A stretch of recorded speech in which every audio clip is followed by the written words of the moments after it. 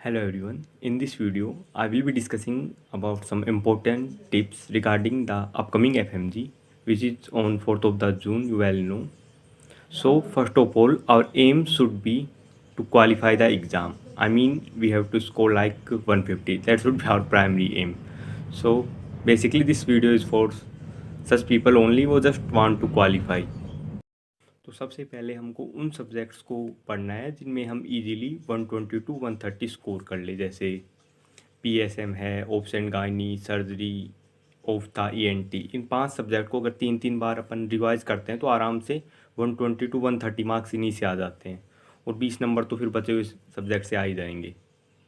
तो इसके अलावा रेडियोलॉजी है। रेडियोलॉजी में क्या है, रेडियोलॉजी की जितने भी इमेजेज हैं वो सर्जरी में कवर हो जाती है। उसके अलावा आप पढ़ना चाहते हो तो एनएलसी सेंटिंग से आप पढ़ सकते हैं, उसमें सारा रिवीजन हो जाएगा रेडियोलॉजी का।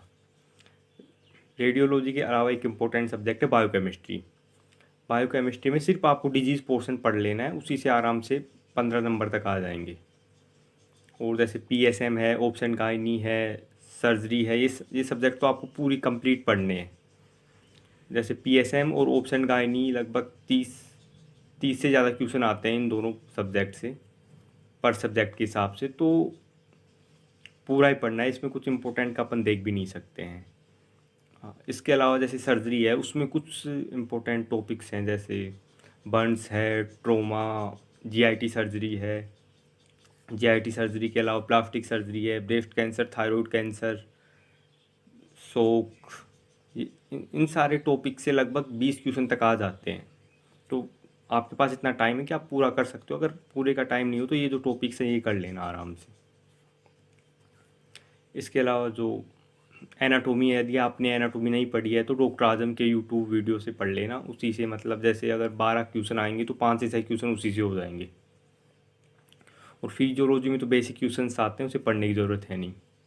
और माइक्रोबायोलॉजी में सिर्फ आपको बैक्टीरियोलॉजी पढ़नी है। बैक्टीरियोलॉजी को 2 से 3 बार रिवाइज कर लेना, और बाकी के जितने भी टॉपिक्स हैं वो सारे उससे पीएसएम से कवर हो जाते हैं।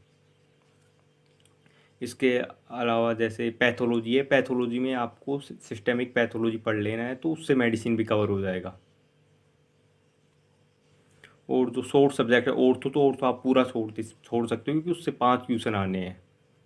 तो इतने 5 में 5 तुक्के भी मारे तो 2 तो आराम से सही हो ही जाएंगे। इसके अलावा एनेस्थीसिया में जो ड्रग्स है, जैसे ये सब जो हेलोथेन, प्रोपोफोल, आइसोफ्लोरिन, सियोफ्लोरिन, ये सब भी पढ़ लोगे तो 5 में से 2 क्वेश्चन तो इन्हीं से आते हैं। बचे हुए 3 में अपन कुछ अपने कॉमन सेंस से भी तुक्का मारते हैं, तो एक तो सही हो ही जाएगा आराम से उनमें से।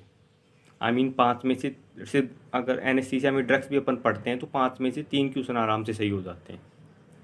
और बचे हुए जितने भी सब्जेक्ट्स हैं आप वो रैपिड रिवीजन से पढ़ सकते हो, या फिर दीपक मारवा की जो बुक आती है एफएमजी सॉल्यूशन, उससे पढ़ सकते हैं। उससे क्वेश्चंस के साथ साथ कॉन्सेप्ट भी पढ़ लेना। तो मतलब जो जैसे मेन सब्जेक्ट सारे आपने पढ़ लिए, और जो सब्जेक्ट नहीं पढ़े हों उनके कॉन्सेप्ट्स और क्वेश्चन कर लें अगर आप दीपक मारवा की बुक से, तो सारा पूरे मोस्टली क्वेश्चंस हो जाएंगे उससे। उसके अलावा ये जो मेन सब्जेक्ट्स हैं इनके आपको टेस्ट करने हैं, जो भी ऐप आप यूज़ कर रहे हैं। उसके अलावा आप सब्जेक्ट वाइज टेस्ट दे सकते हैं। तो एटलीस्ट ये जो 6-7 इंपॉर्टेंट सब्जेक्ट है, इनका सबका एक सब्जेक्ट वाइज टेस्ट तो आपको देना ही है। इसके अलावा टॉपिक वाइज टेस्ट भी दे सकते हैं। और जनरली होता क्या है कि जब भी हम टेस्ट देते हैं हम एक्सपेक्ट करते हैं कि हमारे मार्क्स आएंगे अराउंड 70 to 80%, बट बहुत बार होता है कि 50% भी नहीं आ पाते हैं। तो उसमें नर्वस होने की बात नहीं, क्योंकि अपन जो क्वेश्चन करते हैं ऐप में, और जो एफएमजी में जो क्वेश्चन आते हैं, एफएमजी एग्ज़ाम में जो क्वेश्चन आते हैं बहुत ईजी होते हैं, जो क्वेश्चन अपन ऐप में करते हैं उनके कंपेयर में। और इन समरी में यही कहूँगा कि जैसे ये जो 5 सब्जेक्ट हैं, PSM, obs and gynae, surgery, ophtha, ENT, इनको भी 3-3 बार आप रिवीजन करते हैं तो आप 100% पास हैं। 20 नंबर बाकी के सब्जेक्ट से मैनेज हो जाते हैं। इसके अलावा बायोकेम भी ईजी है, आराम से सिर्फ 1-2 दिन में हो जाती हैं जितनी भी डिजीज़ हैं, उसी से 10-12 नंबर तो आराम से आ जाएंगे।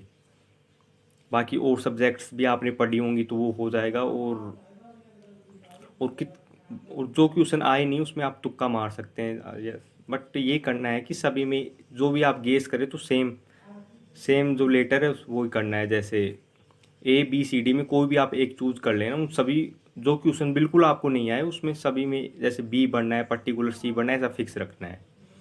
तो इससे प्रोबेबिलिटी बढ़ जाती है आपकी, जो तुक्कों में जो नंबर आते हैं उनकी। सो आई होप कि आप सब इस बार क्वालिफाई हो जाएंगे आराम से। Thank you.